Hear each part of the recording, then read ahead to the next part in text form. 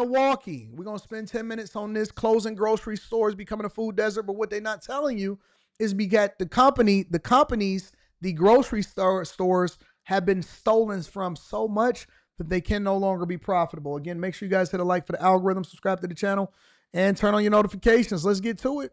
The word is out. The Milwaukee area is losing 5 Pick and Save stores. It's troubling news about a grocery store chain that's been around for decades. CBS 58's Jacob Murphy is live at one of those stores that's closing, which is near Metcalf Park, with a look at the impact this will have on the neighbors there. Jacob. Well, Natalie, today I met with a woman that lives just a couple of blocks from this Pick and Save, and she tells me that without it, she has no idea what her and her neighbors are going to do for food. This Pick and Save is the only grocery store in our immediate area. The Pick and Save on North 35th Street isn't just a store. It is the only source of food that this community has access to. It's a lifeline. Hey, ladies, let me ask y'all a question. It's the only source. What is this thing? What does this thing do for y'all? This thing that y'all have in y'all nose. The cow ring, the bull ring, the septum ring. What does that do for y'all?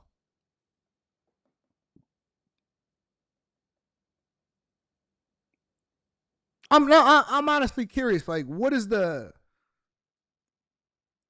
interest? What is the thing? You know what I'm saying? What makes it hot to y'all? Did a bunch of guys say, "Oh, I want to be able to grab the front of that thing like you a cow, baby"? What does that do? Honestly, no. I'm serious, Jerry. Because I see so many liberal white women and black women with those things in they nose, and I'm trying to understand what it means. Is it is it a sign? Is it something that y'all communicate with that says, "Here I am, woman, hear me roar"? Is it a feminist thing? What is it? What is it? What is this thing on y'all nose? Of food that this community has access to. It's a lifeline. Devastating. And soon it will be gone. It's going to be not only a financial burden, but a burden on the spirit and the stomach. It's one of 5 Milwaukee area Pick and Saves shutting its doors. It's hard to hear that such a prominent chain in Milwaukee is closing down so many stores. Jessica Thompson is a part of the Milwaukee Food Council. I think the solution would be to move towards a food system that doesn't rely on these big grocery chains for our daily needs. Brittany Taylor lives a couple blocks away from this Pick and Save. It's where she gets everything she needs to feed her family. It's leaving us high and dry. It's leaving us with no resources, no food, no access. She's worried about what's next for her and her neighbors. I'm worried for my community and myself, because how will we get to that food, get that access when this is the only thing that we have available and now it's being shut down?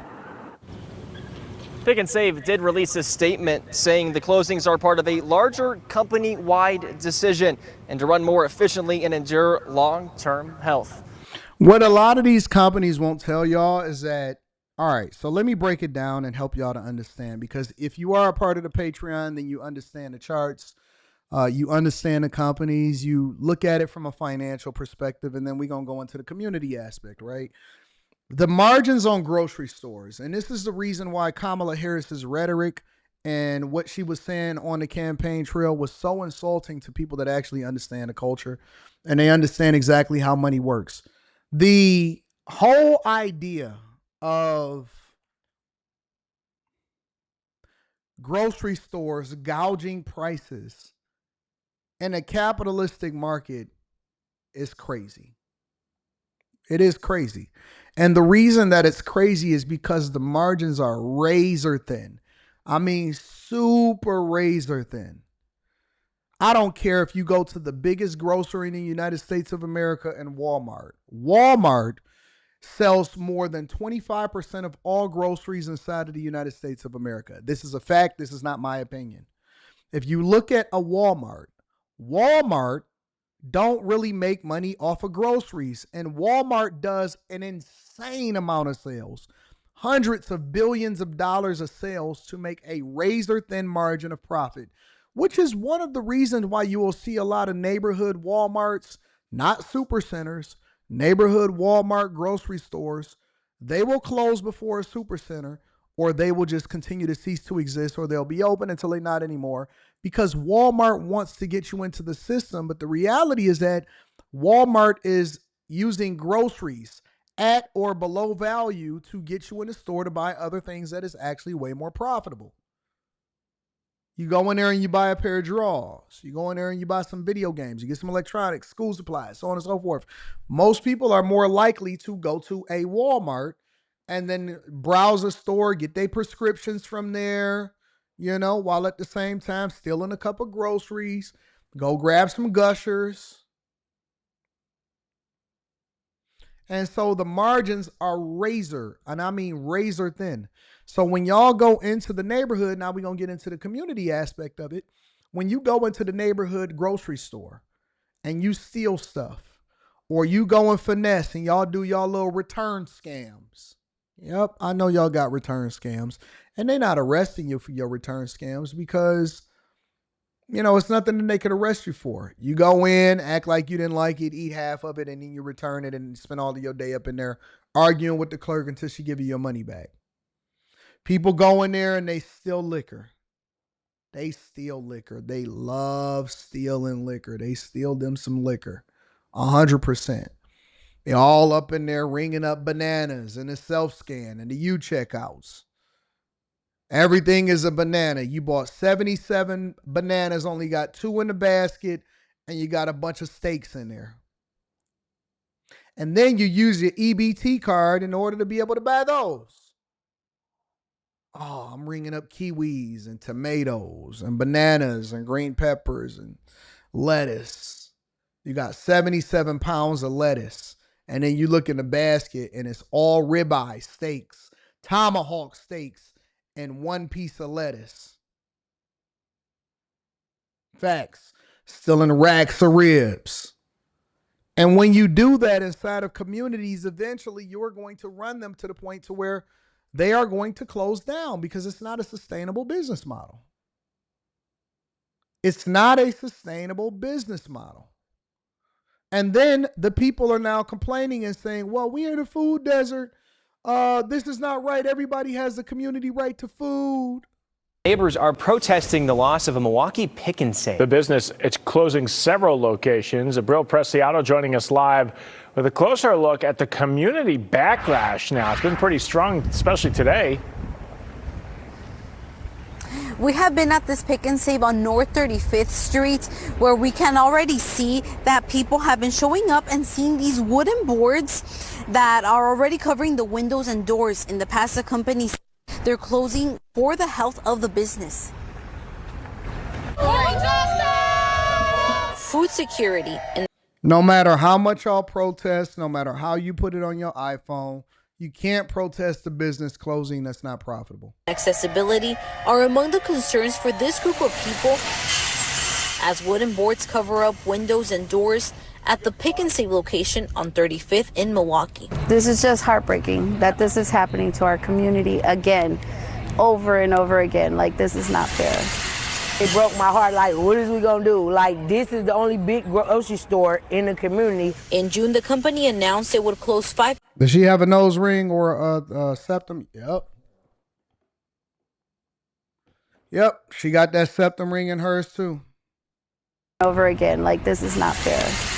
It broke my heart. Like, what is we gonna do? Like, yep, she got it in there too. What's wrong with us?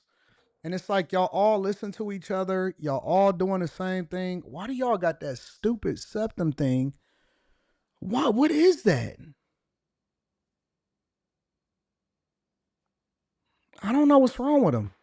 Why do they got the septum? What's this? Does it help you? Does it help you breathe or whatever? What the hell is going on with our black women? this is the only big grocery store in the community. In June, the company announced it would close 5 Pick and Save grocery stores in the Milwaukee area, including Glendale, South Milwaukee, and Oak Creek. A person shouldn't have to leave their house, go all the way over yonder to go make some groceries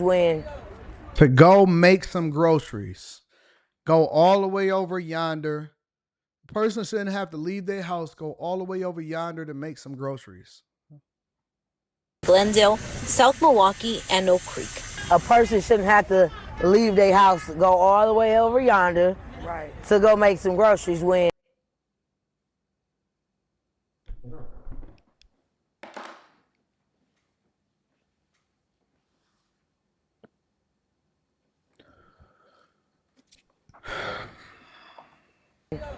it could be one right here in the community. Tisha Bully White says her family is feeling the toll. She feels the closure will force them to shop at more expensive corner stores and price them out altogether.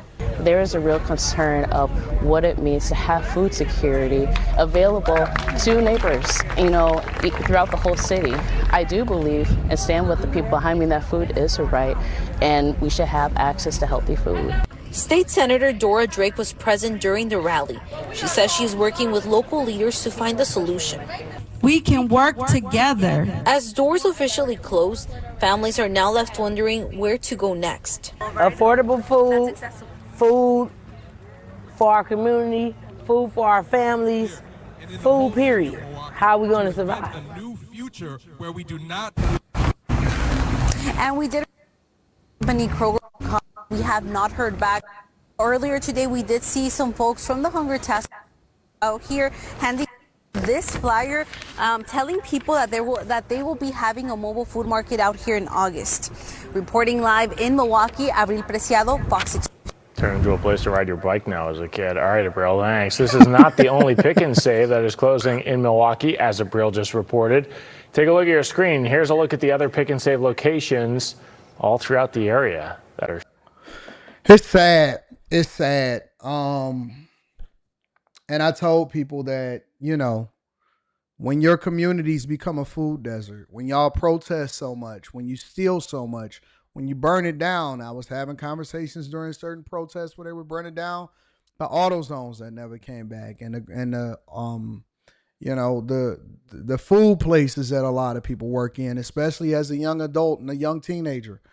And these places are now becoming food deserts, and you're not able to utilize them as an option in order to go and get your groceries.